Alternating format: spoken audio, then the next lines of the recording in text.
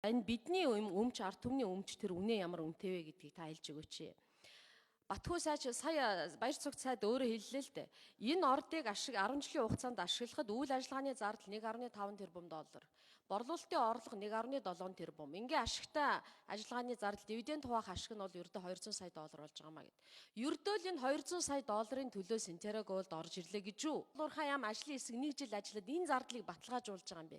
Та нар хэний нэрийн өмнөөс ажиллаад байгаа юм бэ? Батхүү дарга. Уурхай яамныхаа баяр цогтоо би ерөөсөө ойлгохгүй байна. Тэгээ энийг та нар нэг тайлбарлаад өгөөч. Эн чинь бодтой гэж юу?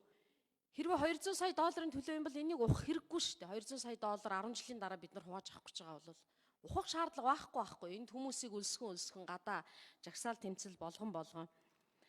Тэгээ энэ дэндүү харамсалтай юмнууд хийгээд байгаа юм л да.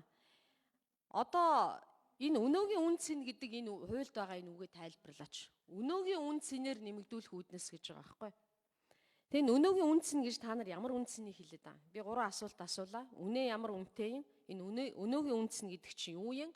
200 сая долларын төлөө тэр компани орж ирж байгаа мó. Тэгээ бид нарт ашиггүй болохоор нь бараг ашиггүй болохоор нь бид нар урьдчилаад ашигын төрүүлээд авчи тэр компани хохирол гэж байгаа мó. Та нар ийм өгөөмөр болцсон юм уу? Эрдцэд хариулъя. Оюнгаа гишүүний тавьсан асуултыг бол бүгдийг ажлын хэсэг хариулах юм байна.